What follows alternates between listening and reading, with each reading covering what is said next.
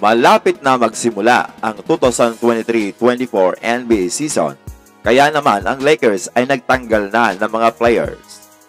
Ayon sa report ni Dave McMenamin, ay iwinib na ng Lakers ang kanilang tatlong training camp player na sina Scottie Pippen Jr., Vincent Valerio Budon at Damian Pope. Ang tatlong itong mga amigo ay sama-sama naglaro sa laban ng Lakers kontra Milwaukee Bucks at si Scottie Pippen Jr. ang nagkaroon ng mahabang minuto. Pero nag-struggle naman, shooting only 2 of 9 from the field para sa kanyang 9 points, 4 rebounds, 6 assists at 3 steals.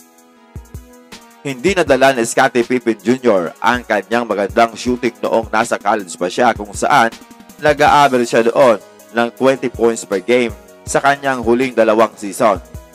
Hindi rin niya na-secure ang roster spot para sa Lakers gamit ang kanyang magandang paglalaro sa South Bay Lakers, kung saan nag-a-average din siya ng 21.4 points per game.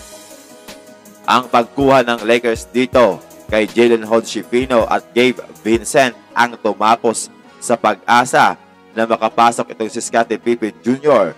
sa Lakers roster. Good luck, Scottie Pippen Jr. sa iyong next basketball journey. Samantala, napag-usapan naman sa Gil's Arena Show kung sino ang mas better scorer kina Kevin Durant at Carmelo Anthony sa kanilang prime. Pinili ni Gilbert Arenas itong si Carmelo Anthony. Kaya daw nitong umiscore in 4 to 5 level. Ayon din kay Arenas, basic daw ang pagkakaroon ng 3 level scoring skills, which is layup, mid-range at 3-point shot.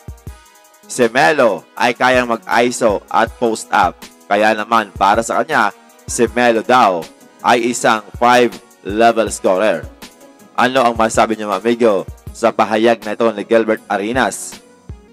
So in short, parang sinasabi niya na si Kevin Durant ay isang 3-level scorer lamang, mga amigo. Kumbaga, mayroon lamang itong basic skills ayon kay Arenas.